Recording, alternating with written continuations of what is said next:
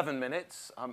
I'll aim to be there or thereabouts this evening in recognition of the contribution of Howard to our time at MIPIM and more particularly and broadly to the industry in Manchester. It's probably the toughest gig I've ever had here at MIPIM to speak on behalf of what must be 250 or so people who all feel so emotionally invested, I think, in the subject. But arguably, there is nowhere better to do this than at MIPIM because it shows Howard at his very best. Manchester's been coming here to MIPIM now for 18 years, and its progress as a city can, in many ways, be correlated to how it does MIPIM. And whilst there are hundreds of us that make up the supporting cast, we're under no illusions who is responsible for this incredible journey. And it's so wonderful that in this, Howard's final year as Chief Exec of the city, that the Marketing Manchester team have just kicked on in such spectacular fashion with this pavilion, which I think really does set the scene for years ahead. This highlights Howard's strength so well, and just as importantly, his understanding of his blind spots and where to get the very best out of others. So you can see his brilliant strategic brain all over the fantastic programme this week. He really does sweat the detail, doesn't he, Claire, going through the programme? But equally, he's been nowhere near the fit-out, which has been left to the immaculate team that he has surrounded himself with at Marketing Manchester, although the colour of the upholstery can't have been an accident. I'm just disappointed that it's not there in celebration of something last night as opposed to as it is. But anyway, whilst many of us, whilst he may not have been directly responsible for the design, he has absolutely been clear about the scale of ambition and the unswerving support of the team that have delivered this. The parallels are there to be seen with the Manchester International Festival, who had so much to our delegation here. I think Howard's record was Bjork, where he bailed out after 13 minutes. Yes. However, once again, despite being... sorry, with me. I'm on the board, so are you. However, once again, despite being, sorry about this, a cultural Philistine, it is his vision and unswerving commitment to the strategy that sits behind MIF, being the world's leading arts festival, which in turn has repositioned this city so effectively, when it would have been so easy to have dumbed it down and taken a populist approach. So there are three things that I typically highlight as being key strengths of Howard's. There are so much more besides. The first of these is this incredible vision and the unswerving commitment to that incredible vision when so often there may have been an easier alternative. And like any great entrepreneur that he is, it's the ability to see a great vision in what can often only be a tiny chink of information, just the slightest, you give him the slightest little thing, and suddenly we've got this huge strategy out of it. It was very funny to get the two leaders that Howard had worked together in his time at Manchester City Council at his recent leaving dinner and get their two takes on it. Richard actually got quite emotional and talked about Howard's great strategic brain. And then Graham got up and spoke later and said Richard had understandably confused strategy for what is actually just completely unreasonable optimism. To an extent, one leads to another. You know, for me, though, there is an important distinction in the fact that the world is full of unreasonably optimistic leaders, but there are only a few that can get people to run through brick walls for them. And this is what Howard has done with what must be the thousands of people that he's touched in his 46 years at the City Council. Which brings me on to the second of Howard's greatest strengths, his ability to create a culture of collaboration. More than anything, this for me will be Howard's greatest legacy. And when people liken his departure to that of Sir Alex Ferguson, that is the thing that gives me the most hope that this city is going to prosper. Again, nowhere is this better illustrated than in our industry, and here at MIPIM in particular. So looking forward, it is going to be essential that for the health of Manchester and MIPIM, that the partnership steps up this collaboration through the period of transition, but more of that later. Our first experience at Bruntwood of this was when we agreed to sponsor the Commonwealth Games. It was back in 2000. I had taken over as chief executive of the business the year before and went to see Howard to discuss sponsorship. He did a complete job on me, as he does, and I came away having agreed to put £1 million, which at the time was a year's profit for our business, into sponsorship. I fretted over how I was going to tell my father. With hindsight, I'd only been in the job for a year. It seemed so feckless. What I didn't know was that separately, he was equally fretting, having stepped down from the business. He'd also been to see Howard, and he'd also had a job done on him, and he'd also agreed to do the same thing without discussing it with me. The Games was an incredible experience. We shouldn't have worried, though, because the Games was an incredible experience for all of us, and it catapulted Bruntwood into this wonderfully, wonderfully rewarding world of Manchester partnerships. Up until then, we'd operated in the city for 20 years and been very, very successful, but since then, it has just been so much more rewarding. Sure, it would be easier at times just to get on with it yourself, and one sees that frustration at times with people new to the city, but it's been this collaborative approach that has been at the heart of everything that's been so successful. And it's been Howard's unswerving and at times unreasonable commitment to this that has ensured that the best has prevailed. The city centre post bomb, New East Manchester, Hume, Piccadilly Partnership, Spinningfields and Corridor Manchester, to name but a few. Each of these in their own way are seen as absolute world-class exemplars.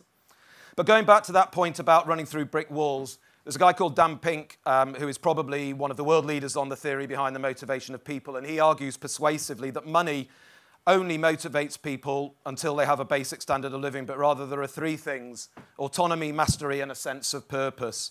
What Howard has gifted so many of us with through his vision and collaborative approach is a clear sense of purpose beyond the pound notes of the appraisal.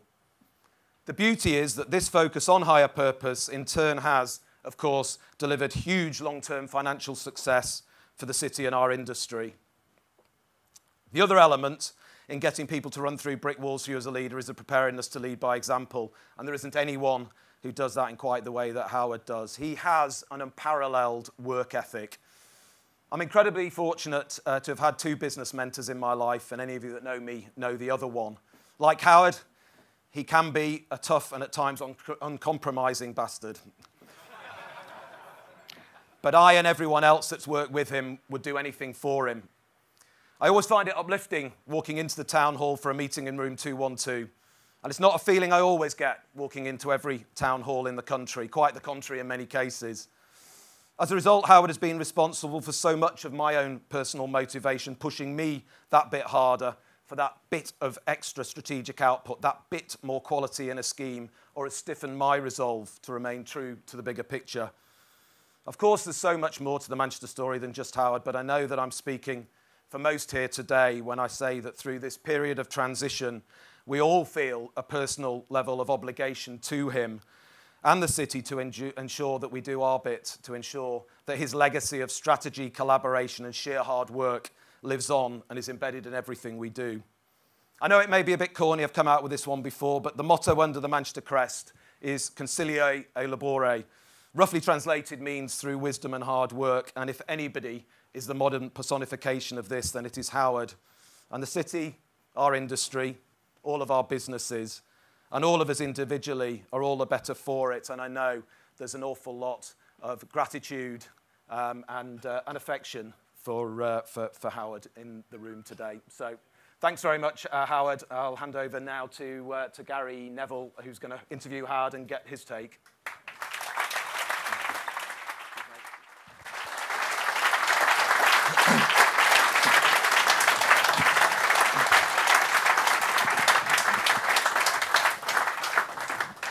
Thank you, Chris.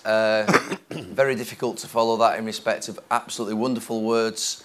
And I'm sure you'll all agree there is a huge job to replace this man. I've been through that at Manchester United as a Manchester United fan over the last few years.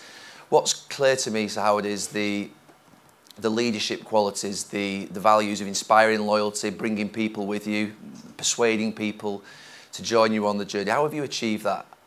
It was difficult enough to manage 11, 12 people. You've got hundreds of people in this room you've all affected in a positive way. How have you really, over a long period of time, succeeded in doing what you've done? Well, a few things really. I think communicating a clear vision, which is not always something Manchester had. Very interesting, when I started work at the Town Hall in 1971, long time ago, I think it's fair to say there wasn't a vision about Manchester. There wasn't a vision about its relationship with the rest of the world. And I think that in large measure contributed to our failure, really, to adapt to globalisation and the trends associated with that. So having a vision for a city which is shared and working very, very hard with business, with people, to actually ensure that vision was realistic and it was shared, actually is a contributory factor to, as Chris talked about, that collaborative culture which I think all successful cities in one form or another have to portray. And what I've tried to do, working with loads of brilliant people over the years, is develop that sense of purpose, that sense of direction, and create that collaboration spirit and personification. I can't believe that over the period of time you've been in the council, you must have had hundreds of offers to leave, to go elsewhere, to do different things. Why have you stayed so long and shown the commitment that you have?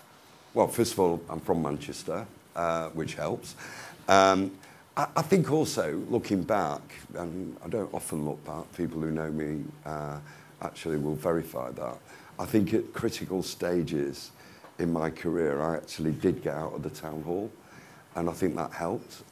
In the mid-80s, on the abolition of the Metropolitan County Council, the GMC, for those of you who remember, I was then appointed to run the Transport and Airports section, which was a new approach to delivering transport at a GM level. So I got out of the Town Hall for a couple of years, and I think that helped.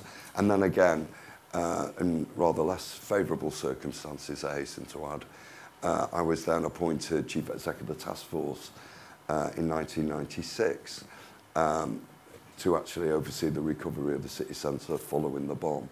And that also came at a critical juncture in my career. So getting out of the Town Hall and working in different environments, working with different people, I think helped me actually understand what the true position was and what I could contribute. Chris mentioned some of your great achievements. What's the one, if you had to name one, that you would say is your greatest achievement in your time and in your career with Manchester City Council? That is very hard. I think I'm going to select two, really, because not because I want to bottle out, but because I think they were for different reasons, really. I think the bomb was a remarkable achievement, not just for me, but for the city. To have got the city back functioning again within 2 years of that horrendous event, at a time when we faced probably some of the most serious competitive threats we had as a city centre, from out of town shopping and all the rest of it, was, I think, something which made all of us feel really proud. And I think the second was the Commonwealth Games. Richard mentioned it last week. It was sheer agony. You know, I must have been the only guy who actually got to the opening ceremony and couldn't wait for the event to actually finish. I was counting every day. I never once relaxed, because, you know, we'd gone through that process of, you know, the security threats. It was just after 9/11. It was sheer agony. And it wouldn't be probably right if I didn't ask you your low points in a career spanning so long. You must have had some ups and downs. Well, what would they be? I think those two as well, because to walk around the city centre 24 hours after the bomb and see the sheer desolation and destruction, that, you know, it was as though I just becoming a film set.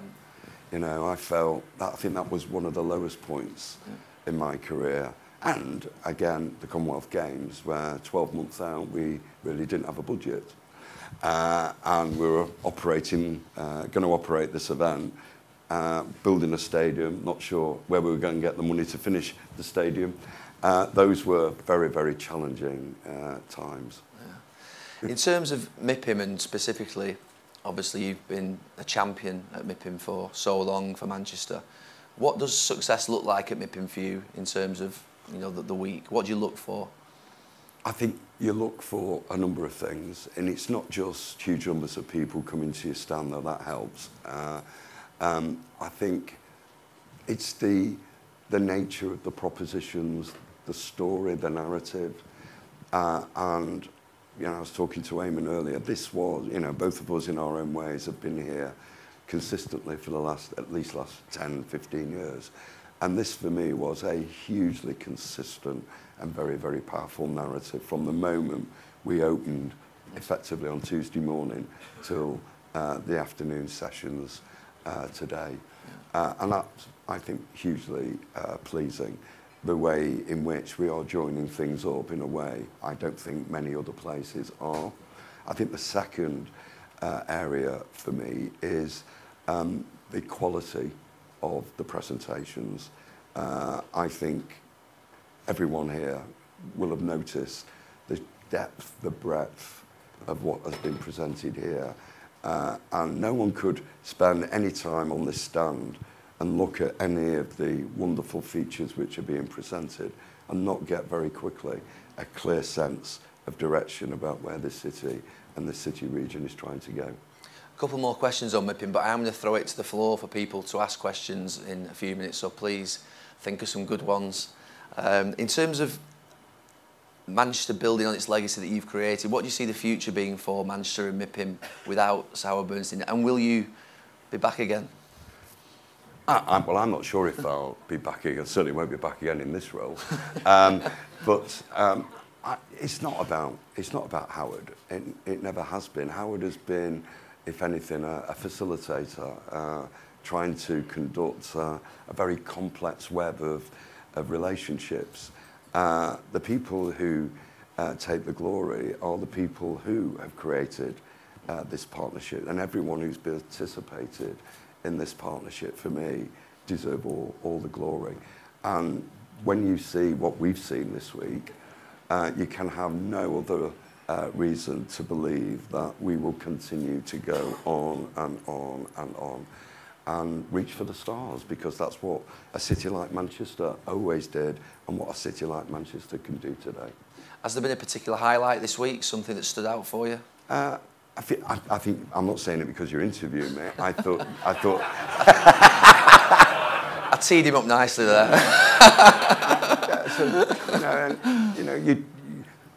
People can come and present their proposals, but they don't always have to present their proposals with passion and advocate that their methodology is the right one.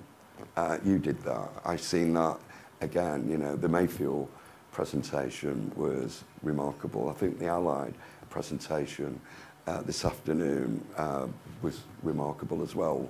What John was saying about what we're doing on the festival, its interrelationship with cultural facilities, how we're using all of that to create new quarters, new places for people to live and work. Those are hugely, hugely ambitious projects, but inspiring. Right. Hands in the air. Any questions from the floor? Sorry, not any questions. There will be some questions from the floor. Come on, who's going to start us off? Be brave. Someone must have a question. Deary me. Here we go.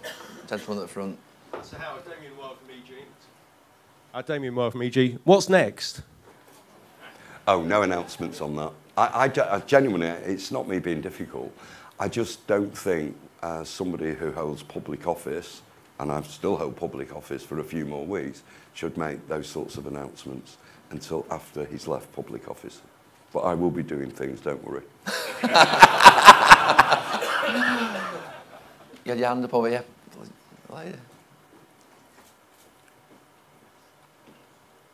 Your take on the Northern Powerhouse, Howard, and where's it going to get to? What's its full potential? It's huge and it's vital.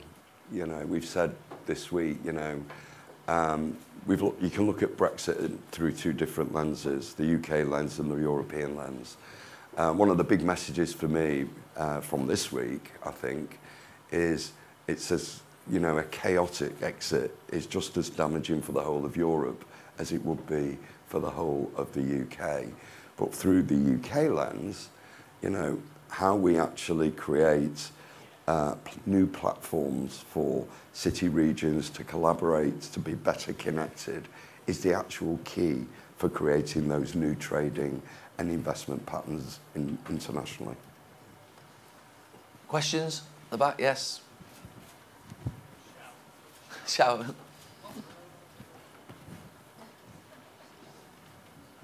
Put your hands up if you want a question so I can see you, please. Just, what's the one piece of advice you give to the person that's about to fill your shoes? Work hard. Like we do. Yes. So your other great passion is obviously Manchester's only football club.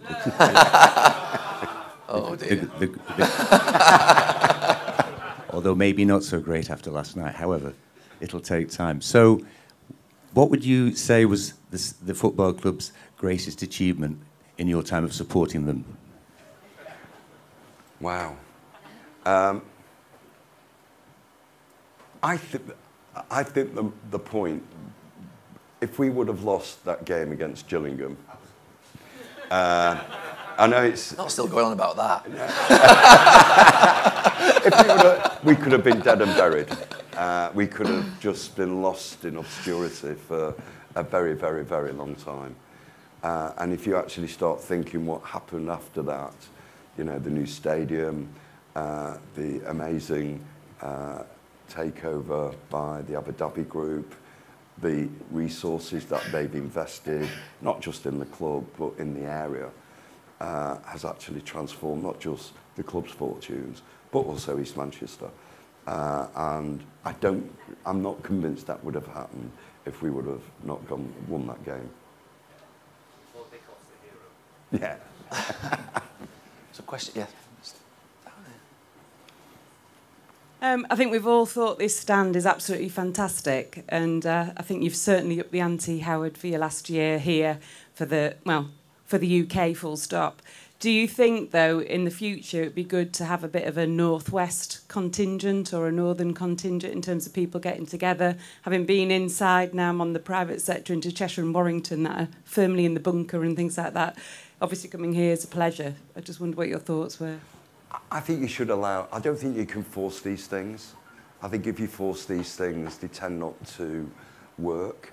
I think there is common interest on a whole range of things, but equally, Manchester has got its own distinctive story to tell. And what we've got to do is to create the platforms which allow colleagues from Lancashire, Pam, and then colleagues are here from Lancashire.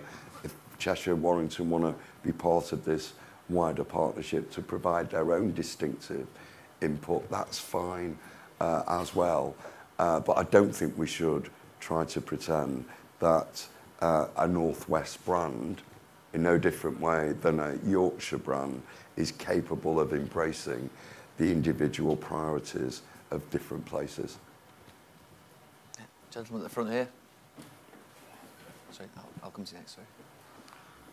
Hi. There's been a lot of talk this week, and rightly so, in relation to how the world and other cities can learn from Manchester.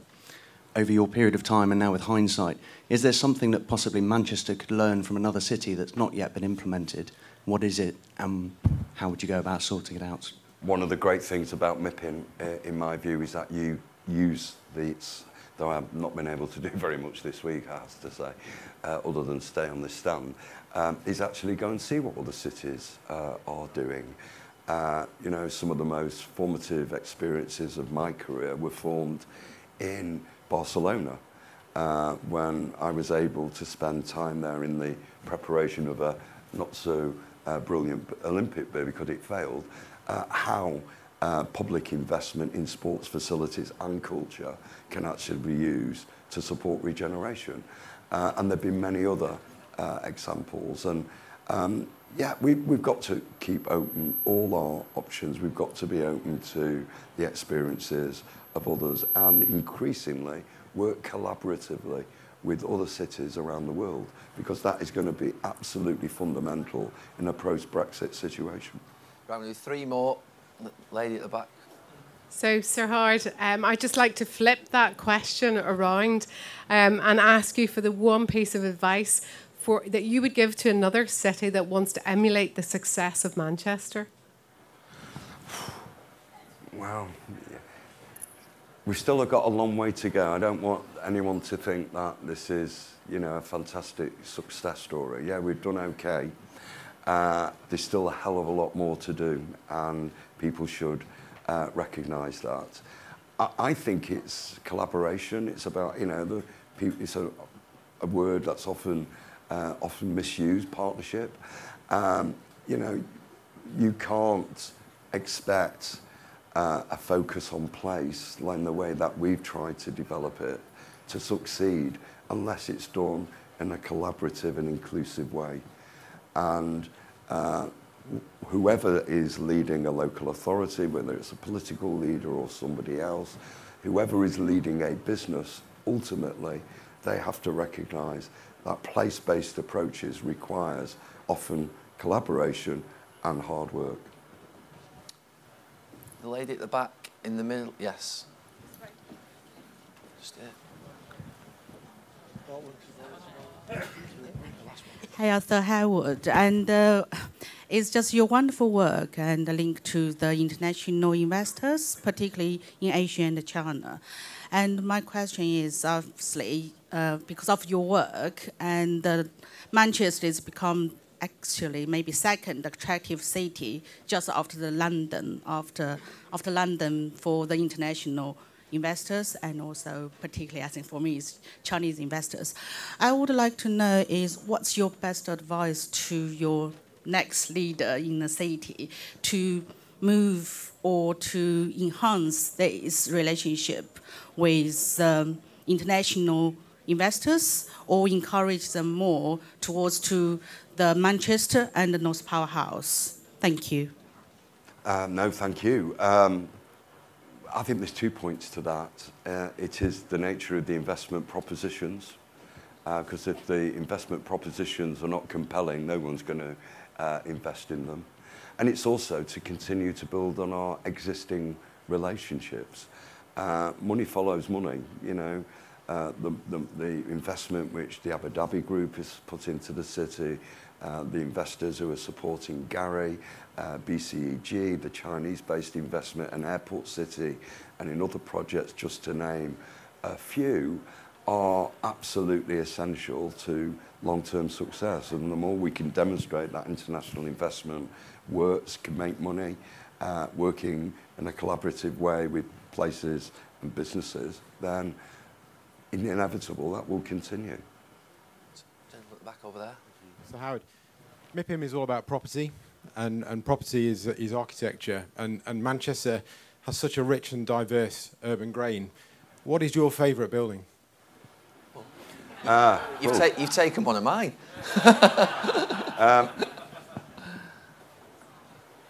For different reasons, actually, the Civil Justice Centre. One, because it was very bold. I still, even today, don't know how Lord Irvine persuaded the Treasury to fund it, but there you are. But he did. That was when he was Lord Chancellor. And I can also remember when we all went to the Sterling Prize presentation in Liverpool, thinking that we'd won it, and actually being told that we'd finished second to a house in Cornwall, which I must say depressed me no end. But it is a fantastic building, and I think was a remarkable manifestation of the ambition for the city and the confidence which people had in the future of this city. I don't think that will be repeated neither, not for many years to come. So Howard, Rebecca Kent from EG. Can you shed some light on some of your experiences dealing with the UK government and getting them to buy into the Northern Powerhouse, idea, and maybe offer some colour and some insights, things that are said behind closed doors that maybe you can share. It's okay to share now. Not really sure I can do that. But I think if you listen to Graham or Richard or me at any time over the last 25, 30 years, or any of my senior colleagues who are in the room today, the one thing that has been a constant in our vision is the importance of cities, the importance of city regions. They are absolutely fundamental to long-term economic success.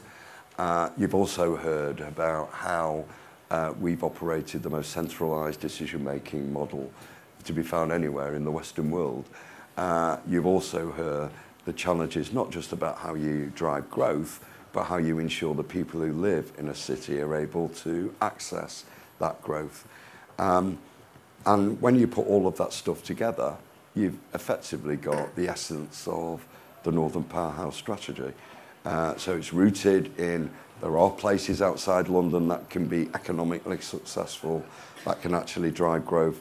There are places outside London which are key to long-term national and international prosperity, and there needs to be significant steps taken to reorder the constitutional relationship between the centre and local government through devolution, both functional and fiscal. And George Osborne ultimately got that. To be fair, there were signs towards the end of the last Labour government where we were seeing some recognition of some of those points, particularly not so much around devolution, but certainly around city deal type arrangements. And that was a mantle that has been picked up by George Osborne, and he provided the essential political leadership within government to get that stuff over the line. Okay, I'll finish off with two or three. We know you're passionate about football. We know you're passionate about your work. What else? What would you say? Family. Family. Red wine. Manchester's been my life, and and it will continue, I hope, to play a part in my life in the future. That's one of the reasons why I made the decision I did. It's been unrelenting. It's a 7-day-a-week job. People who know me know that to be the case. And, we've also got to recognise that we all can't go on forever as much as we think we can. And therefore, having the opportunity just to ever so slightly alter my balance is something which I think I need to do. And at the same time, give the rest of my colleagues the opportunity to follow on from me and take this city and this Greater Manchester forward even more. Okay, a couple of quick fire ones. Your favourite Manchester City player ever? Colin Bell. Colin Bell. Colin Bell. Your favourite Manchester United player? You, Gary. Yeah. I still remember to this day playing at Main Road. Passed it to Gota. And you passed it to Gota, and the way you... And I think, to be fair, I was one of the guys who was stood up giving you the V sign. I got drawn in for a minute and thinking it was a compliment. No, it's brilliant. No, I've known you, Ryan, for a long time, and you may know you don't hide your allegiance to United, and that's all credit to you. But all of you also know how to work for Manchester. And then I think there's an increasing recognition now with Man United about how it needs to play a part in supporting Manchester. That wasn't always the case. I think the bar which my team and my club have put in those terms is very, very high. It's probably without parallel anywhere in the world. But between City and United, we should be the centre of world football. And there is a real economic argument to that discussion as well. There was a piece of work which Tim and others from New Economy pulled together. I think it was, we would get the similar bang every 6 years from hosting an Olympic Games as a result of the people who travel to come to the Games from abroad, the money they spend in the local economy. And I'm hoping over the next couple of years that both sides, not only operating in the Champions League, actually dominate world football. And the boost we will get from that for the city is absolutely remarkable. And so long as we're top, it'll be even better.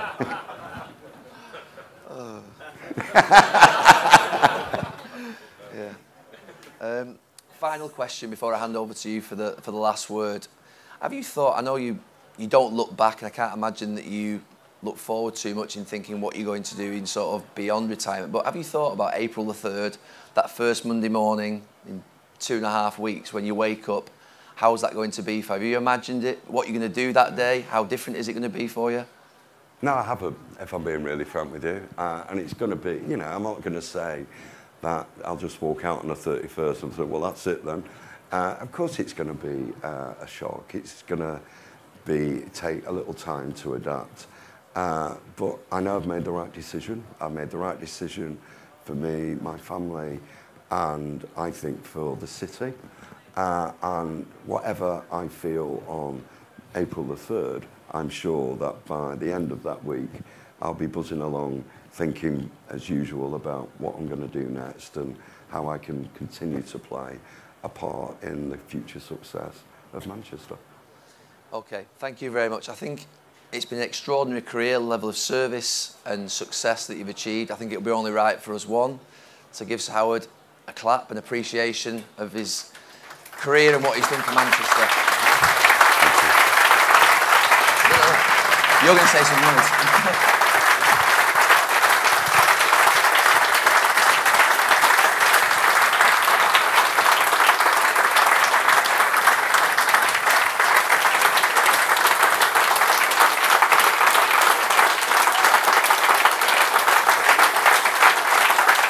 Thank you.